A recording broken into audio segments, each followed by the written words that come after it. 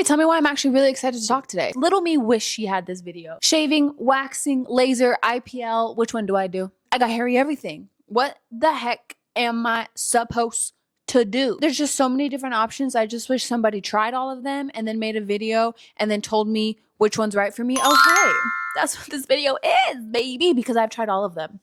I've shaven, I've waxed, I've lasered, I've done at-home IPL. I've done them all. And I want to tell you which method is right for you, your lifestyle, your skin type, your habits, your self-care routine. Because not everything is for everybody, but there's definitely something out there for you. And I'm going to help you figure that out today. First things first, boba break. So the 4 methods I want to talk about today is 1, shaving, which we all know and have probably done multiple times by now. Waxing, both at home and at a salon. Laser hair removal, professional laser hair removal. And then number 4, IPL at home. I have never done IPL at a salon before, but I have tried the IPL at home. Starting with shaving. Cost, inexpensive. You're probably supposed to change your razor out once a month, but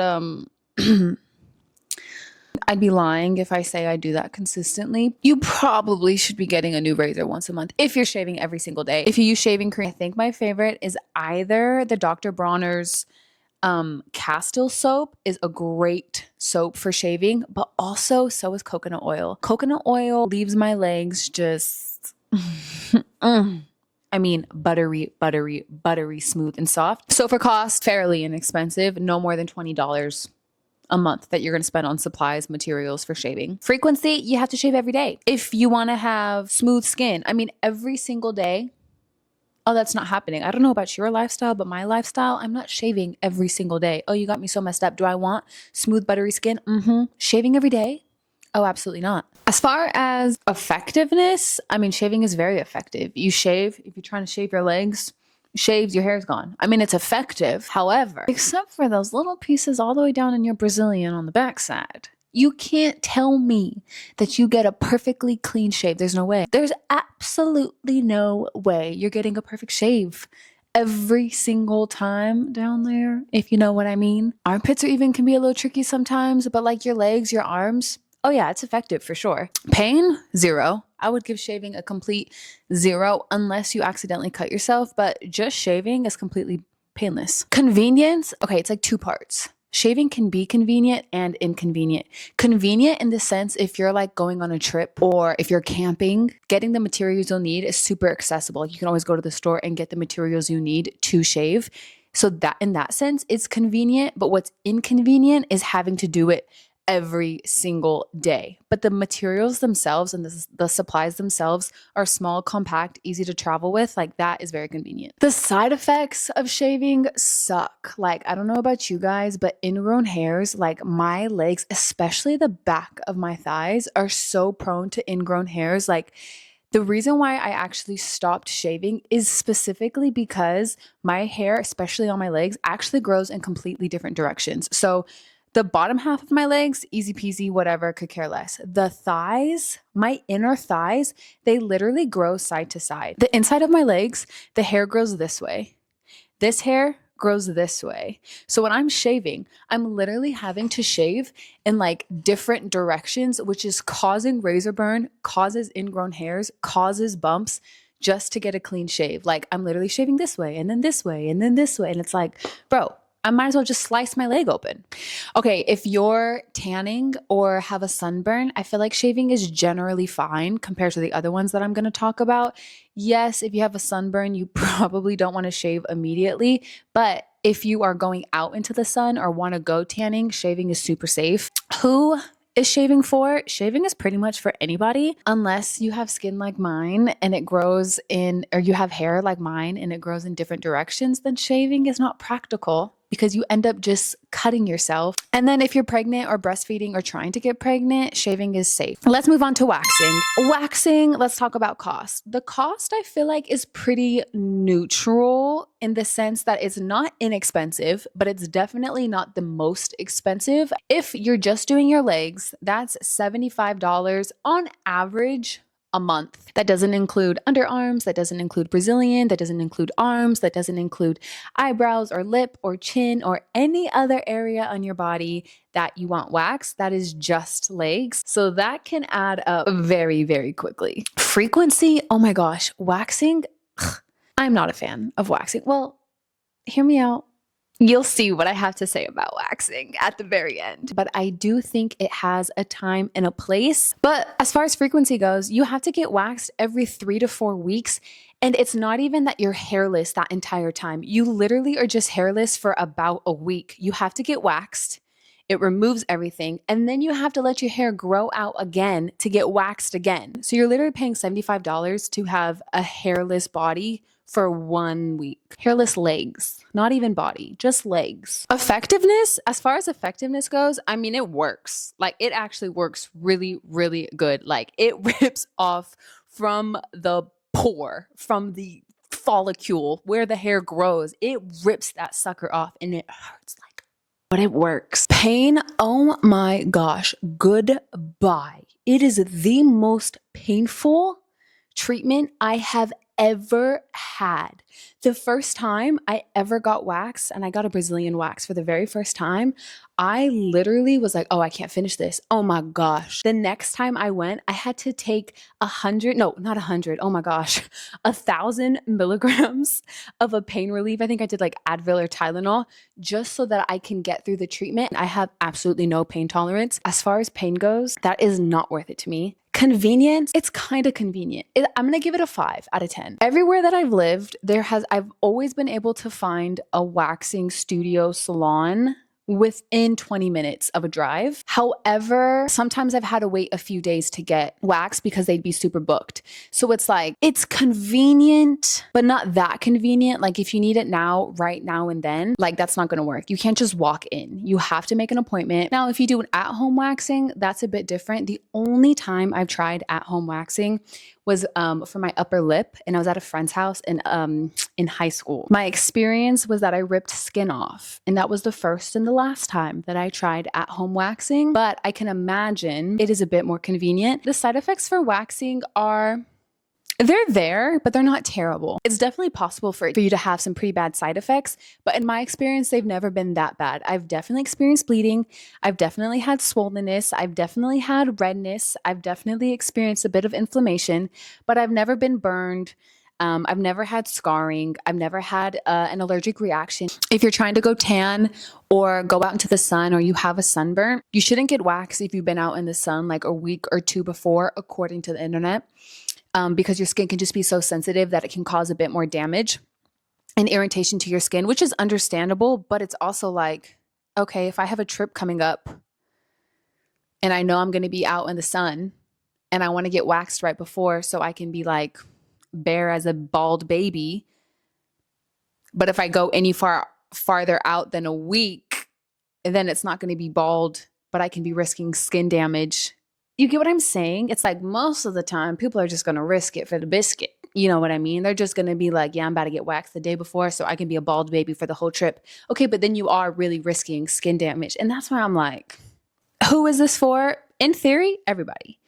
Anybody, no matter how dark or how light your skin is, you can get waxed. However, if you are on certain medications like Accutane, which I was on Accutane, you are not supposed to get waxed because it can cause severe skin damage and sensitivity. And as far as pregnant goes, getting waxed is generally safe. It doesn't really cause any harm. Of course, ask your doctor. At the end, I'm going to tell you exactly what I do and what combination of all 4 of these things that I use now after trying everything for, 15 years. I've finally come with like the perfect combination. Before we move on to professional laser hair removal, if you're enjoying this video so far, go ahead and give this video a thumbs up and tell me if you're liking it so I can make more of these for you guys and answer any questions that you may have. Okay, let's move on to professional laser hair removal. Cost. Expensive as hell. It is very expensive, and I'm not just talking about hundreds, but I'm talking about thousands. I will tell you, when it comes to laser hair removal, Groupon will be your best friend because some salons are so sketch. Literally, one of my sister's best friends went to a salon that even had good reviews, and she literally, down there, getting a Brazilian lasered, she got like a bag bad burn that like the damage is real. I mean, it's burnt down there. It's medically grade lasered off. It is risky and it is expensive. Have I done it? Have I paid thousands of dollars? Yes, I have. Let me tell you why and how and where I would recommend this. Let's go into frequency before moving on. Frequency, here's the thing with laser hair removal. It is a minimum 6-month commitment, but you have to go every 4 weeks for the recommended 6 months. Your hair really, really will grow back less and less and less. But then about a year later, you have to do the whole 6 months touch up again. So it's like a 6-month process. You get 6 months of reward, and then you have to do that process all over again. Effectiveness, I mean, it works. It really does work. You do start to see some hair removal starting about like the 3rd month is when the hair it literally just like falls off your body. When you start to shave, you'll notice like there's just less and less hair that grows back. And you start to notice this around the 3-month mark, but it really, really does work. But again, about a year later, it's not like it's back to normal 100%. It's absolutely less than it before you even started.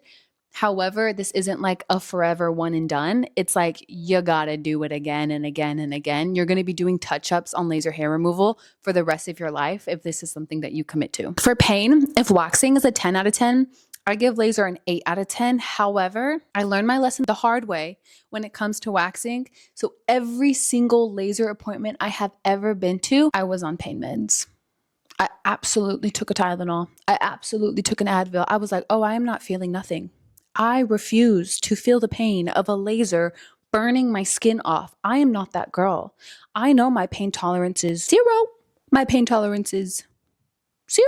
Convenience, I give it a 3. It's not convenient. The wait times, I don't know what it is about laser treatments, but like the salons in general, I just feel like I'm waiting there forever, and finding a good salon is like a mission and a half. But also, not every city, not every town, not every community just has a laser hair removal treatment. The sessions themselves aren't anything crazy long. I've done full legs, full Brazilian, full underarms, my toes. I've gotten a lot of things lasered. For the most part, it's pretty quick. But to me, I have not found laser very convenient, even though I find it very effective. The side effects of laser is probably my least favorite part because you can't be in the sun 2 weeks before or 2 weeks after you get treatment. So let me put this into a calendar. Let's say your appointment is on the 14th. That means you can't be in the sun starting on the 1st. And that means you can't be in the sun all the way until the 28th. That's an entire month. And then you have an appointment a month after, which is on the 14th again. So guess what? You can't be in the sun 2 weeks before. The 28th to the 1st. You have 2 days to be in the sun. About. Which is basically not being in the sun. And again, this is a 6-month long commitment. So you can't be in the sun for literally 6 months because you can get burns. And I have experienced and I have seen what it's like to get burns. And it is no joke. I mean, if you're wanting to be bare for the summer, you have to commit and plan 6 months out. But like, this isn't something you can just be like, oh, I'm going on a trip in July. Let me start in May. Oh no, it doesn't work like that. And who is this for? In theory, everybody. According to some articles that I found online, with advancements in laser technology, laser hair removal is generally safe and effective for most skin types. However, individuals with darker skin tones may need more sessions and a more cautious approach to avoid potential complications. The laser targets melanin, the pigment in hair follicles. Higher contrast, light skin, dark hair generally leads to better results. So in my case, with light skin and darker hair follicles, I am, in theory, the perfect candidate for laser hair removal because laser attracts to the contrast. If you have darker skin with darker hair, you will likely need to have more sessions and it might not be as effective for the first few times around. And if you're pregnant or breastfeeding, most healthcare providers recommend postponing laser treatments. And I mean, that affects a lot of women. My experience actually was really, really good. The results were really good. And it really did last for almost a full year. My hair still doesn't grow back in the same thick, dark aggressiveness that it once did. So it's much easier to maintain now. Okay, we're almost there, guys. We only have IPL left. But before we get into IPL, if you've learned anything so far or are enjoying this video, go ahead and give this video a thumbs up. And thank you so much for watching this far. It does really help out the channel, and it helps me as a creator to be able to know what kind of information you guys like. So if you have any questions, leave them in the comment section below so I can get to them and hopefully make more videos for you guys in the future. Okay, last but not least is IPL. IPL stands for Intense Pulsed Light. It is not laser. It is pulsed light. People use it for age spots. They use it for sun damage. They use it for hair removal. Okay, so let's jump into cost. It's not the cheapest, but it's also not the most expensive. The IPL that I've tried is like the at-home devices that you can get, and it's just like a one-time payment, and then you can use it as frequently as you want. So up front, it's like, okay, this is a big cost. Like, I'm committing to this. But if you do actually use it and like you find a way to fit it into your routine, if you divide that by how many times you use it, it's like pennies. I've found some IPLs as cheap as like $200, even a little bit cheaper than that. But I've also found some IPL devices that go well up into the 600s. But I've noticed that the majority of the companies that sell IPL devices, they always have like sales or coupons. You can get it for as cheap as $100. Find a coupon. You don't have to pay full price for these things. Okay, frequency. This is what gets me, because it will only work if you do it consistently. And I'm talking about like every week, multiple times a week, even every day. Like, it's not something that you can just do once a month. IPL once a month, honey, you're wasting your money. So you have to like be real with yourself. What kind of a person am I? And can I make this work? Effectiveness, I mean, they work. Like, here, let me show you. I have it actually. I have the Aberlight device. There's so many out there, but this is the one that I've tried, and I actually do really, really like it. I didn't start noticing anything until about like 3 months of being consistent. And that's something that can be a little bit disheartening when you're trying something new. 3 months is kind of a long time. This one specifically, I know on their like site and on their like little pamphlet, it says that you can see up to 90% hair removal. So it works. You just have to put in the work to make it work. Pain. I can't tell you enough. The pain when it comes to IPL is genuinely painless. Like, I was expecting to feel a little bit of a spaz, a little bit of spice, a little bit of a sting. No, genuinely, it's like completely painless. That's my favorite thing about this device. Completely painless. When it comes to convenience for IPL, I would say it's like a 7.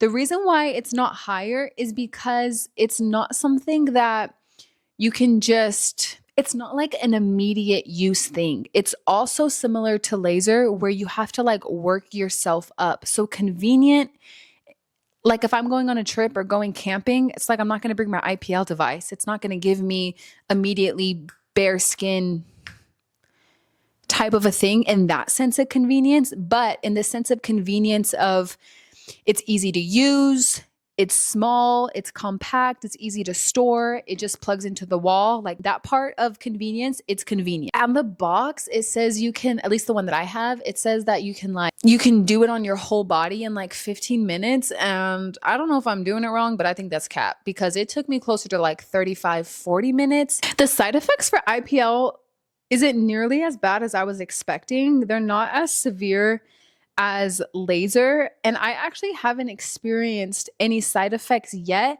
I was expecting to have a little bit of skin irritation when I used it on like my chin and my mustache, but surprisingly I didn't. Another bummer with IPL is similar to laser.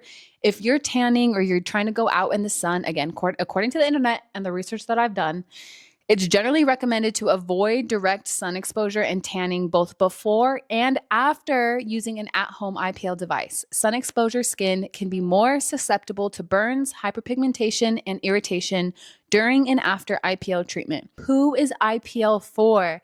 IPL is not for everybody. If you have dark skin tones, IPL is not for you, and that really, really blows. It is not for everyone.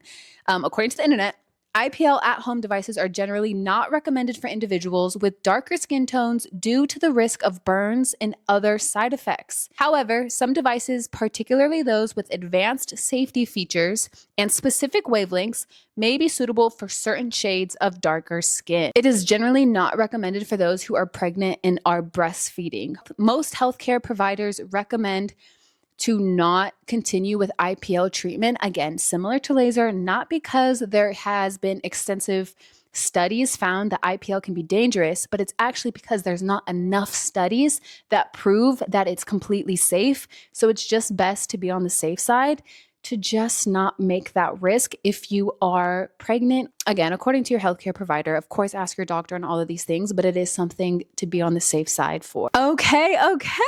We have come to the end. We went through all of the stats, the pros, the cons for the 4 main ways that people are doing hair removal these days. That's shaving, that's waxing, that's laser, and that's IPL. You've heard about my opinions. Okay, so here's the combo that I like best and that works the best for my lifestyle. Shaving. The only shaving that I do is I shave the bottom half of my legs, knee and down. Waxing.